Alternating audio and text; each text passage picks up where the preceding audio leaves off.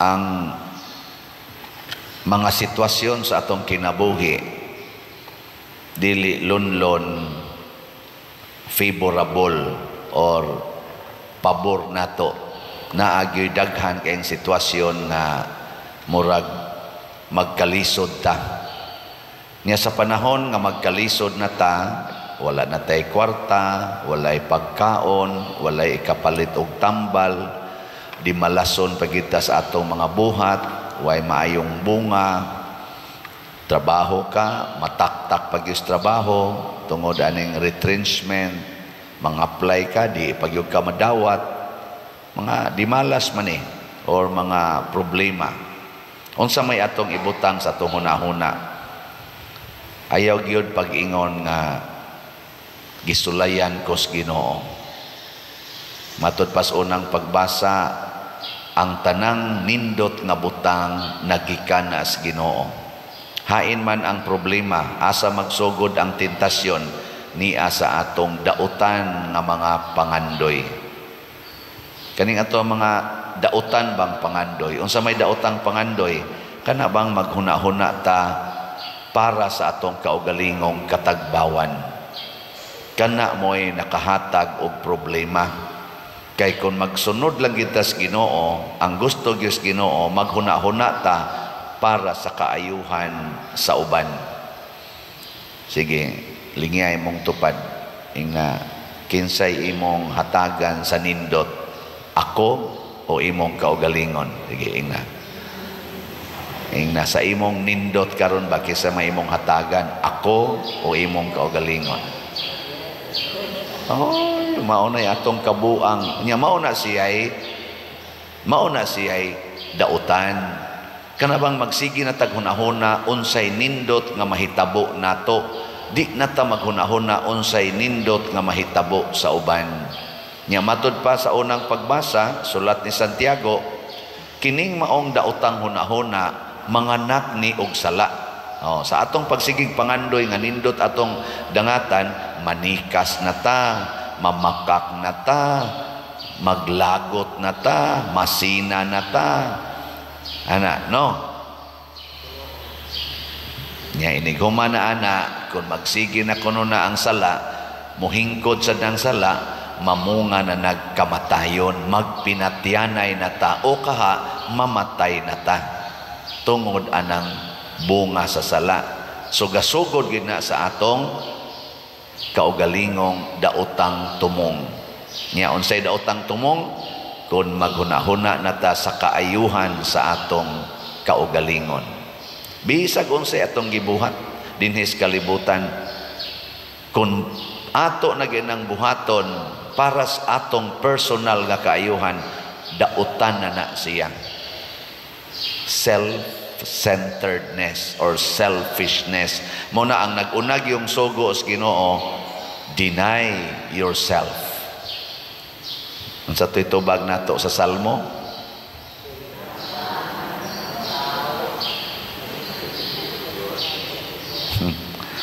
gayaw-yaw-yaw lang awa na kay bao. Bulahan ang tao nga imong tudluan o Ginoo. Sige, kaduhang lingi be. Na magpatudlo ka Ginoo. Pangutan ba na magpatudlo ka Ginoo? Kasagaran na ba nato magpatudlo tag tao? Panalitan kanang pagminyo. Pila ka buk anak ang inyong ianak. Kinsay mo tudlo ninyo nga maunay gidaghanon sa anak nga inyong ianak. Karon kasagaran ang tao gyud kinahanglan kuno ang anak duha ra gyud ka buok, labi na gyud og boy and girl na, kana hunong na kay equal na, kana perfect na ang inyong kombinasyon sa anak, kay nanay boy nanay girl. Unya ang katong ikatulo ikaupat nga tag 20 anyos pa man mo, tag 30 anyos pa man mo, wa na dito ikatulo, ikaupat, ikalima. Unsaon man to nimo? Nanay gitudlo sa tao unsaon paggamit ang kondom, ang ayudi, ang pills, ang pagpalaygit, ang pagbabasiktomi, o kana ato na nang sundon. kay wa naman gihataga naman tas Ginoo og nindot na may boy and girl. Mga igsuon maunay usas mga kalibutanon nga panudlo. Ayaw ginagsunda, patudlo os Ginoo unsay angay nimong buhaton sa inyong kaminyoon. Nya sa dili pasan mo magminyo, manag-uyab pa, patudlo os Ginoo. Unsa man say gitudlo ron sa kalibutan, uyab pa gani pag tinukhangay na mo. Ngano man. Una, aron ko no mo grow ang inyong love. Pag-practice mo og intimacy, kay ang kanang intimacy makapag-close gina ninyo, unya makapag-grow na sa inyong love. Hilas biya ninyo. Ang mo grow ana ang lust dili love. Ang mo grow diha dili ang paghigugmaay, ang pag-inulagay, ang kaulag, ang sala. Nya asa man na padong mamabdos ka babay, ikamabdos nimo unsa may mahitabo nga college pa man ka, wa pa man ka kahuman, pobre ra ba kayo imong ginikanan, hadlok man ka masakpan, nya wa naman katunghae, magsige na kag-take sa pari, pader iampo in town ko nga matunghaan ko. Ningo sa pari unsa may mutungha day, ang pari sa inosente man sad mi usahay no. Unya og nadayon gyud, ngita nag-abortionist, unsaon ko ni paglaglag, kadaghang mangumpisal nako, muhilak dayon. Nako kanus man na nahitabo nga nagpa-abort ka. Ingon din siya, kadtong 17 years old pa ko, Father. Pila na may edad ni mo ron? 70. Oh, nganong sige pa makaghilak, anak? Konsensya gyud ko, Father. Konsensya gyud ko. 70 na siya. Naghilak lang yapon kay mahinomdom siya ni adtong una niyang baby nga iyang gipatay tungod kay dili pa siya ready nga mo pakita sa publiko nga manganak siya tungod kay wapa siya kahumag eskwela. Unsa may ilang gisunod ato, ang tawhanong gusto. Sige, sakay na. Nalagi kay motor, ako nang gihuwaman, naday kay lisensya, ay wagod. Nasakay na yan. Suot-suot din nga to sa gunuyan. Na siya. Patudlo magutas kalibutan. Napagigitudlo ang kalibutan karon ay in relasyon sa kwarta. Tigom gyud, tigom padaghana gyud ang kwarta. Sakto ba na? Dili. Kay para na sa imong future. Sakto na? Dili. Ilingay mo tupad na. Sakto na? Sakto na? Ina. Sakto na? Dili. Tigom gyud. Tigom. Kay ug daghan kag matigom, secured ang imong future. Sakto, dili. Ay lago mo kaikog og tubag, unsay nas niyong una-una, sakto na o dili? Ang tubag, murag sakto. May man kaining yawa, una-ana. Kung ang imong huna-huna gani, ang pagtigom og kwarta, sukwahi na nas giingos Ginoo, ibaligya ang tanan ug ang halin ihatag ang tanan ngadtos mga kabos. Sukwahi na nas gitudlo os Ginoo dias balaang kasulatan nga biyai ang tanan og sunod kanako. Sukwahi na. Sa ato pasayop nya karon, unsa may naa sa imong hunahuna nganong magtigom kag kwarta para sa imong future. Imong di sa ato pa self, awa na, yawa na. Ang sunod ana sala. Unsa may sala? Kadao, kasina. Makikuntis naman ka sa imong silingan nga nagtigom sa kwarta, masina na ka nga nagpausab siya balay. Nga, ikaray ka maho, di amagkudaga pausab sa kusakong balay. Niya kinipalit man siya sakyanan, anha man siya moagis inyong tugkaran kay mulahos ngadto, buang-buang ning animal palit og sakyanan, kuralon ko ning among agianan. Imo kung pasuyaon ang imong sakyanan, ari ra ba ka moagi dire? Kuralon ko ni, di na ko ni paagian. Kadao na, ni react sang imong silingan, kay imo raman sa tong igsuon. Nganon di man kuno mo taga ag right of way, nagbilin man lang papa, kiha dito buanga ka, kiha. At tubangon ti ka bisag asa. Imo na igsuon ha, nangayo og right of way. Nikiha gid tinuod. Ug wa gid mo magdaog hangtod nangamatay na lang mo. Ang inyong mga anak sige lang yapog buruka tungod anang kabilin nga imong giangkon nga inyo ra baon ta ginang nganing siringan tungod kay mga sumusunod mo atong inyong mga ginikanan naning kamot intawong maayog trabaho para makayuta. Kay wa na magyud magdaog init mag-uning na nagsunod nakasuyop man sang uban ni kuhag armas o girakrakan ang katong silingan nga nangural porting pataya. Puslan man, daugon tani, tablahon taning animala ka, brak-rakan, patay na yun. Amo na nang ningon ang unang pagbasa, ang imong daotang hunahuna, mubunga og sala, inigkahingkod sa sala, mubunga og kamatayon. Karon de, yung sa mga nahitabuan ng gubat anang Russia o Ukraine, ang ilang pagka-selfish, gusto sa Russia, ako gyud masunod.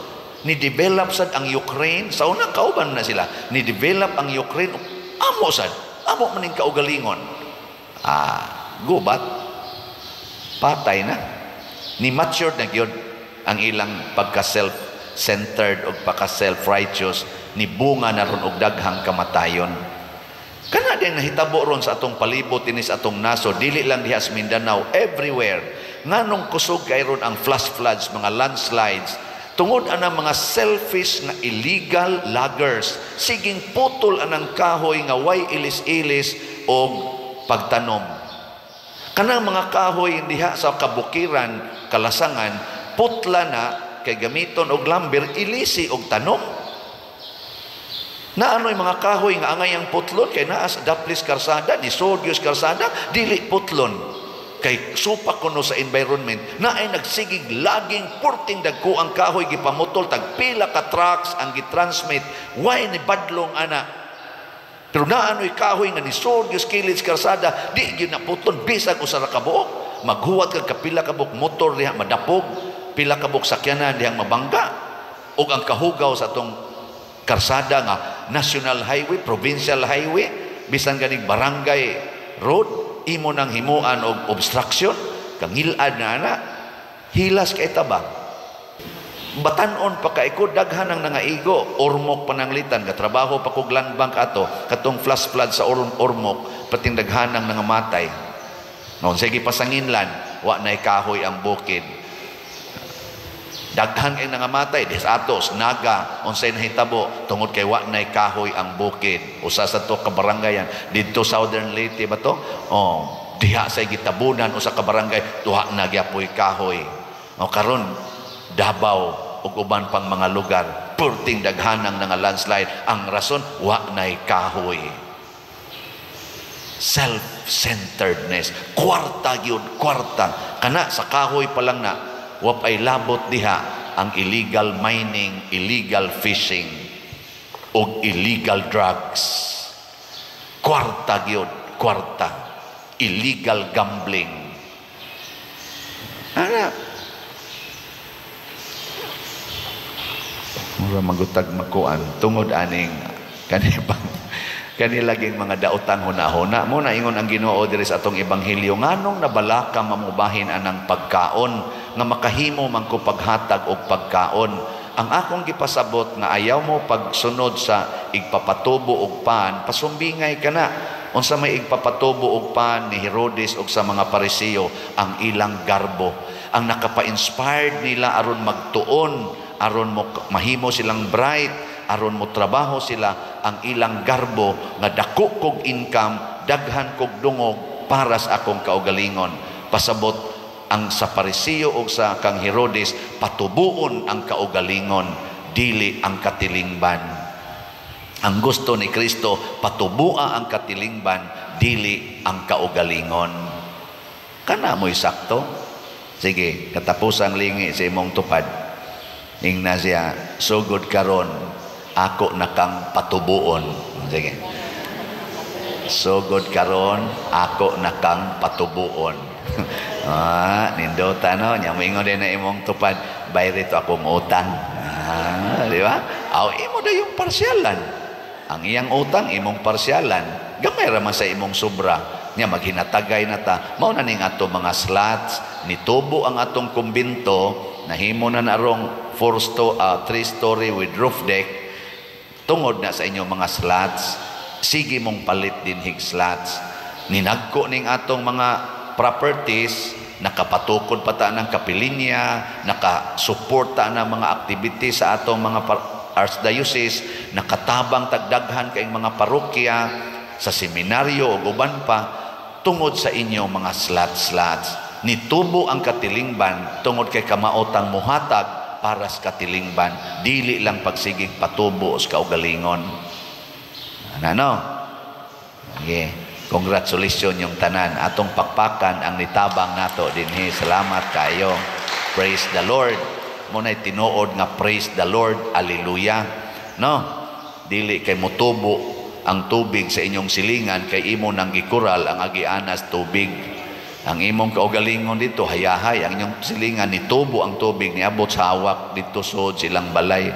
Muna'y peligro kayo. Maimpirno na taana. Manindog ta mga buutan.